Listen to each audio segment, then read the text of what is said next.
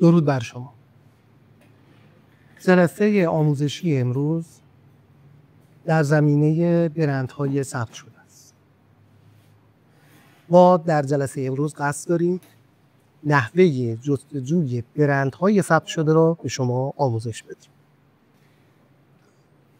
آدرسی که قسمت چپ تصویر مشاهده می‌کنید آدرس سامانه مرکز مالکیت معنوی وابسته به سازمان ثبت اسناد و املاک کشور زیر مجموعه قوه قضاییه است. برای جستجو ما نیازی به نام کاربری و رمز عبور نداریم، ولی برای ثبت اظهارنامه قبلا بایستی نام کاربری و رمز عبور از سامانه دریافت بشه که طی جلسه آتی نحوه ثبت نام عبور هم خدمتتون عرض میکنم. در قسمت جستجو عنوان جستجو رو انتخاب میکنیم و کد امنیتی رو پایین صفحه وارد میکنیم. 5 گزینه برای ما باز میشه. گزینه اول جستجو در علامت تجاری رو انتخاب میکنیم و باز کد امنیتی رو در سیستم وارد میکنیم. قسمت سوم متنیه که سامانه به ما ارائه میده.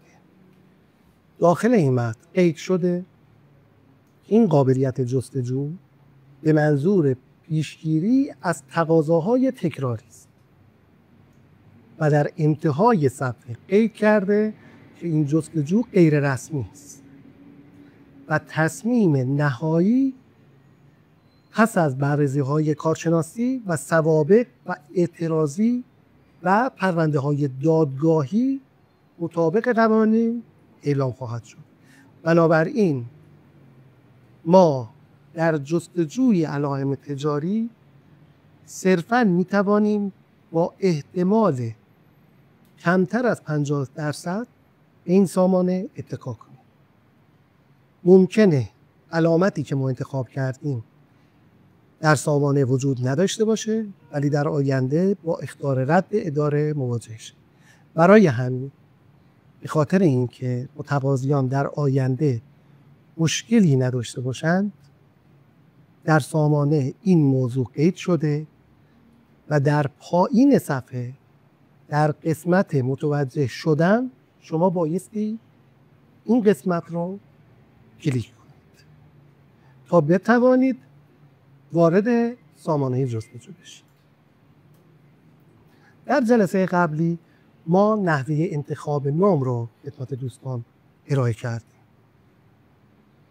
در جستجو ما میتونیم اون نامی که قبلا انتخاب کرده بودیم رو ملاک و مد نظرمون قرار بدیم یا اینکه دنبال این هستیم که به سابقه یک برند ثبت شده در ایران دسترسی پیدا بکنیم.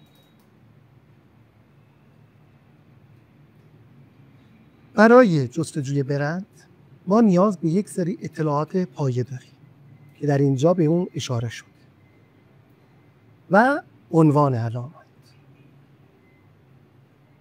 همونطوری که در جلسات قبل هم گفتم مقدمه برند شدن ثبت علامت تجاری. پس ما اگر در طی دوره قیدی از برند میکنیم منظورمون نام و علامت تجاری. اطلاعات پایه جستجو بر 3 مبنا تنظیم میشه. مبنای اول این علامت وجود داشته باشه. ما به دنبال این هستیم که اسمی که انتخاب کردیم رو ببینیم آیا عینش وجود داره یا نه. پس گزینه عنوان علامت عیناً برابر عبارت وارد شده باشد را انتخاب میکنیم.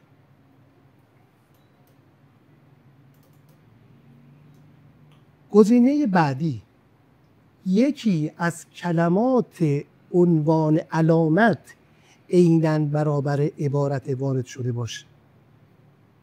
نمونه این فرض میگیریم برند اصفهان طلا رو ما داریم. ما به دنبال این هستیم که کلمه اصفهان رو ببینیم که یه بخشی از برند ماست، ببینیم آیا در علامت دیگر هم وجود داره یا کلمه طلا در برند دیگر هم وجود داره، پس این گزینه رو انتخاب میکنید. گزینه سوم، در عنوان علامت مشابه عبارت وارد شده وجود داشته باشه. همونطوری که مستحضر هستید در زمان ثبت علائم تجاری، نام‌ها و علائم تجاری مشابه نیز با اختیاریه رد مواجه میشه. در واقع موقعی که شما علامتی رو ثبت داده باشید و بخش از حروف اون علامت در علامت دیگر وجود داشته باشه، اون علامت به خاطر مشابهت رد میشه. ما یه جلسه در خصوص مشابهت خدمت دوستان برگزار میکنیم، ولی من جهت آشنایی شما در این مرحله میتونم از علامت شیبا که یه علامت ثبت شده در ایران هست و علامت شیجا نام ببرم که شیجا به خاطر مشابهت با شیبا رد شد. بنابراین در همین اندازه در خصوص مشابهت شما را با مبحث اصلی آشنا کردم. در مباحث آینده بیشتر با مشابهت آشنا خواهیم شد. برخی مواقع ما به دنبال این هستیم که یک نام تجاری یا یک علامت تجاری رو در طبقه خاص کالا یا در بخش طبقه بندی تصاویر مورد بررسی قرار بدیم. طبقه بندی کالا یه مبحث کاملا تخصصیه که حداقل یکی دو جلسه رو به خودش اختصاص میده. طبقه بندی تصاویر هم باز بحث تخصصی خودش رو داده. من اینجا فقط شما رو با بحث کلی این موضوعات آشنا میکنم و فعلا به اطلاعات پایه و جستجوی پایه بسنده میکنم. به عنوان نمونه ما در اینجا کلمه میهن رو سرچ کردیم. موقعی که شما کلمه میهن رو سرچ میکنید و کد امنیتی رو باز میکنید 557 مورد ثبت رو به شما نشون میده. در خصوص میهن اکثر این ثبت ها متعلق به خود شرکت میهن هست، ولی در خصوص شرکت های دیگه ممکنه این طبقه بندی یا این تعداد ثبت متعلق به شرکت های متعدد باشه. در این صورت ما بایستی به صورت مجزا هر یک از ثبت ها را برای خودش مد نظر بگیریم و اطلاعات اون را مورد بررسی قرار بدیم. باز کلمه‌ای مثل ایران رو ما سرچ کردیم.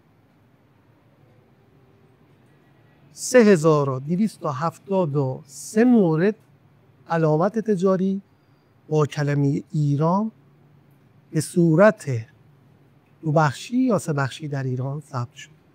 پس ما می‌بینیم که ایران نمیتونه برای ما یک حالت انحصاری ایجاد کنه، چون در طبقات مختلف مازاد بر 3000 علامت با عنوان ایران ثبت شد.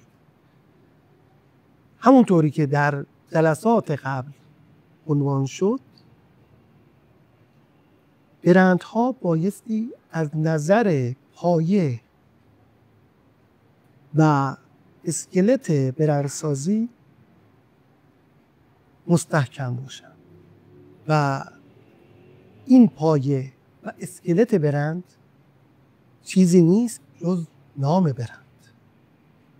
اگر نام برند شما چند بخشی باشه یا قابلیت انحصاری سازی نداشته باشه، در آینده افراد دیگر به راحتی میتوانند با اضافه کردن یک یا دو بخش به اون برند شبیه اون برند رو ثبت کنن.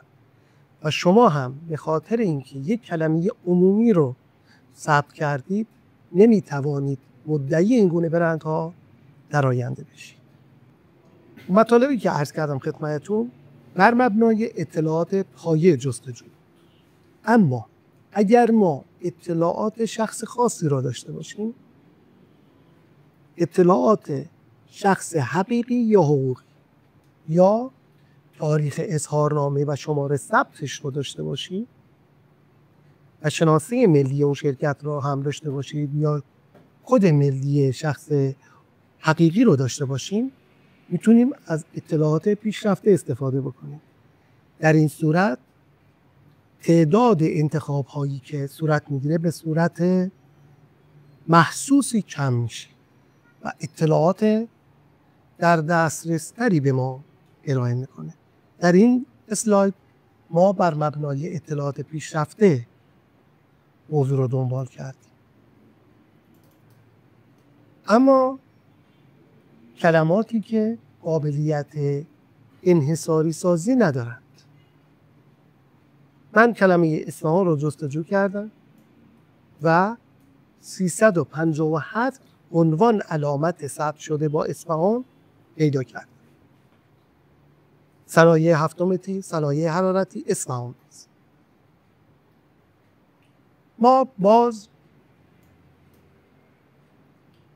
برای جستجوی بیشتر کلمه پرسپولیس رو سرچ کردیم. 19 عنوان علامت ثبت شده با نام پرسپولیس وجود داره و برخی از این علامت ها مربوط به خود باشگاه پرسپولیس. در نقطه مقابل کلمه سپاهان رو سرچ کرد. سپاهان نام قدیمی اصفهان و تیم سپاهان در واقع نشأت گرفته از نام قدیم شهر اصفهان. بسیاری از صنایع مستقر در استان اصفهان کلمه سپاهان رو کنار نام خودشون دارند. در نتیجه 473 عنوان با نام سپاهان ثبت شد که با توجه به تعداد زیاد ثبت‌های با نام سپاهان نشون میده که کلمه سپاهان هم در واقع قابلیت انحصاری نداره. کلمه گل 6284 عنوان علامت با نام گل ثبت شده در کشور. پس ما میبینیم که گل هم حالت انحصاری نداره. در اینجا یکی از علامت‌های با گل سفیده که به عنوان یک برند ثبت شده. ما سوابق این علامت رو بیشتر بررسی میکنیم.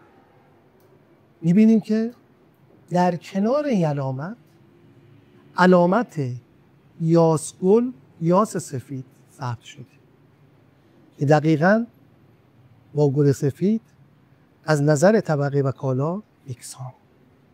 یعنی این نوع علامت ها گرچه ثبت شدن ولی به خاطر عدم آشنایی با علوم برندسازی و بی‌توجهی مالکین یا مشاورینی که در امر ثبت این برندها شرکت کردن، انحصاری برای مالکین این برندها ایجاد نمیشه و هر کس به راحتی میتونه با اضافه کردن یک کلمه شبیه و علامت اونها رو ثبت کنه. وارد جزئیات علامت گل سفید شدیم. در گواهی علامت گل سفید قید شده متقاضی نسبت به هر یک از کلمات گل و سفید به تنهایی حق استفاده انحصاری ندارد. در نتیجه یک نفر میتونه با اضافه کردن یه پسوند یا یه پیشوند به این علامت شبیه اون رو ثبت کنه، چون مالک این علامت حق استفاده انحصاری نداره. حالا فرض میگیریم علامتی مثل کاله. آیا کسی میتواند با اضافه کردن یک کلمه اون را ثبت کنه؟ علامتی مثل فرمند، علامتی مثل خود میهن. این نوع علامت ها حالت انحصاری دارن. قطعا تو ذهن شما این سوال ایجاد میشه که این علامت ها در گذشته ثبت شده، در صورتی که سوابق روزنامه رسمی یا مجله الکترونیکی قوه قضاییه رو که مشاهده بکنید میبینید که هنوز هم اسم‌های تکبخشی قابلیت ثبت دارند. فقط نیاز به صبر و تحمل بیشتری داره. کلماتی که با اصفهان شروع میشد رو یه بار دیگه مورد بررسی قرار میدیم.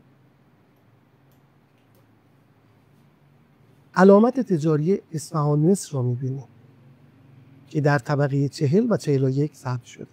در کنار اصفهان مصر، اصفهان مصر توکلی رو یه نفر ثبت کرده و 10 اسم دیگر شبیه اصفهان مصر، اصفهان مصر احمدی، اصفهان مصر محمدی و هزاران عنوان دیگه قابلیت ثبت داره. اشتباه این علامت دو کلمه اصفهان که غیر قابل انحصاریه و مصر اون هم غیر قابل انحصاریه. گرچه شاید مالک این علامت فکر بکنه علامت اصفهان مصر تنها مال اونه و ترکیب اصفهان مصر هم در انحصار این مالکه، ولی زمانی علامت ارزش داره که کسی نتونه پسوند یا پیشوندی بهش اضافه بکنه. در دیدگاه مصرف کننده اصفهان مثل توکلی و اصفهان مثل حسینی تفاوت چندان نداره. پس من به دوستان عزیز توصیه میکنم به ویدیوهای قبلی ما برگردید و انتخاب نام علامت و انتخاب نام مناسب رو یه بار دیگه مشاهده بکنید. ویدیوهای اولیه ما هم زمینه‌های مالکیت فکری و برندینگ اصولی رو به شما یادآوری میکنه. با تشکر از توجه شما.